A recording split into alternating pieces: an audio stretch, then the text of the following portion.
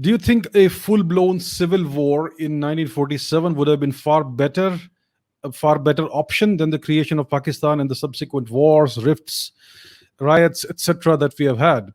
That's a great question. So, how do we approach this issue? Do we have any historical precedents? So, so think about it this way. In the United States, they've had a lot of presidents, right? And they don't have any official father of the nation kind of figure. But the one person who comes closest to the father of the nation for the American people is Abraham Lincoln. And he is also considered to be their greatest president. He's the one person. I mean, U.S. presidents are known to have done all kinds of nasty things, but among all of the U.S. presidents, he's the one person who is reputed as a person of great integrity. He's the one who comes closest to being a saint. So I'm talking about Abraham Lincoln over here. So in 1861, Abraham Lincoln was faced with the same question: partition or civil war? The same option that Mohandas Gandhi had in the 1940s. And what option did so what happened was that the southern states in the United States had seceded from the nation. They had declared their independence. So the United States was basically on the brink of a de facto partition. That's what was happening. So Abraham Lincoln had two options: either allow the partition to happen, allow the South to go its own way, or go to war and have a civil war in the United States. And what option did he take? He chose to go to war.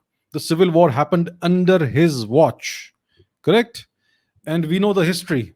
The North won. They were able to retain a United States. They were able to prevent the fragmentation of the nation. And history would have been very different if Abraham Lincoln had allowed the country to be partitioned, right? So it is because of these actions and these decisions that he took, and the very difficult decision to go to war. It is because of all of these actions of his that he is regarded as the greatest president, and he's regarded almost as a saint, and in some way as a de facto father of the nation, if anyone can come close to that title in the US. Now, in India, we consider Mohandas Gandhi to be the father of the nation, but he's actually the father of Pakistan. He allowed the fragmentation of India. He oversaw the fragmentation of India. He kept saying that partition will happen over my dead body, but his words went in one direction, his actions went in the opposite direction. He facilitated the partition of India. He did nothing to prevent the partition of India. Words and actions are meaningless. It's only words are meaningless. Slogans are meaningless. Your actions are the only thing that matter. And action can also be a lack of action, as in the case of Mohandas Gandhi. So we had the partition of India without consulting the people of India. It was never put to a vote. There was never a referendum. There was no constitution of India at the time which would prevent a referendum. So there was definitely the option of having a referendum and asking the people of India whether they were willing to give up land, their ancestral land, which has been part of India for thousands of years. So the democratic option was never exercised. Mohandas Gandhi did not believe in democracy, and the country was broken up. And what happened next is, we know what happened. We have been at war with Pakistan ever since. It's sometimes an open war, sometimes an undeclared war. Usually it's proxy warfare and terrorism from Pakistan's side, and India just sits there and takes it. And now the war both sides have nuclear weapons, so it's a nuclear armed civil war essentially. So this is a continuation of the civil war. Gandhi said that I want to prevent violence. Well, to prevent violence in 47, he ensured there will be violence until 2020 and further. So I think that there are times when there are just causes for warfare. There are times when violence is called for. In the Mahabharata, Lord Krishna tried his best to negotiate a settlement and prevent the war. And when everything failed, he exhorted Arjuna and his side to go to war. This is a just war. Forget about everything that happened in the past. You have to do what you have to do. Just do your duty. That's it. So that's the thing. I mean, this this obsession with averting violence at all costs itself is a form of greater violence, because it prolongs the conflict over an extended period of time. People who were not born in 1947 are still bearing the brunt of Mohandas Gandhi's actions and the actions of other people in the so-called Indian independence movement, the so-called leaders.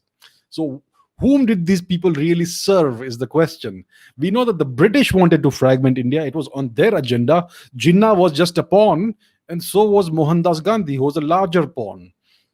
So the partition is what the British wanted. They knew that they had to leave India anyway. There was nothing left to extract from India. India was destitute, it was impoverished, all the wealth had been extracted away.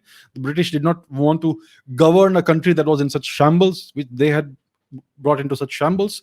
So they wanted an exit strategy, and the exit strategy was to break India up into pieces and then play the pieces against one another, so that it will give them a geopolitical advantage in the Gulf region, in which they still had substantial interests because of oil and because we know that there was so much oil over there, and they wanted to keep extracting that and keep benefiting from that. And they also had substantial possessions in the Middle East at the time. So they wanted India and Pakistan to be partitioned. They wanted the Pakistanis to be beholden to the British, so that they would keep playing a geopolitical role in Britain's favor. If India had been allowed to remain undivided, it would have been antagonistic to the British, most conceivably, under a united leadership. So they ensured that they transferred power to people of their choice. India's independence, India's first prime minister was not elected, he was selected, right? The great Shri Jawaharlal Nehru.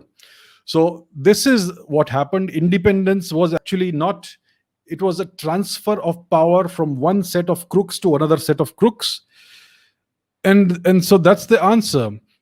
Would a full-blown civil war in 47 have been better?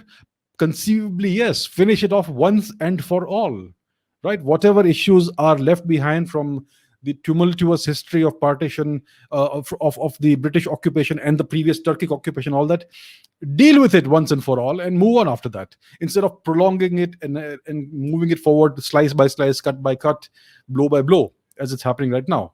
So this matter is still unresolved. This so-called violence that Gandhi hoped to avert, it's still going on. It has taken the form of at least 4 major wars, and so much bloodshed has happened because of proxy warfare and whatnot.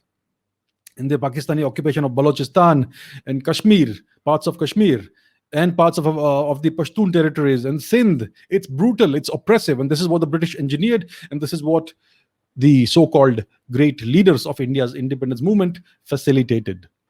So I think it would have been better for India to have dealt with the matter once and for all in 1947, instead of prolonging it unnecessarily and pointlessly like it's been done right now.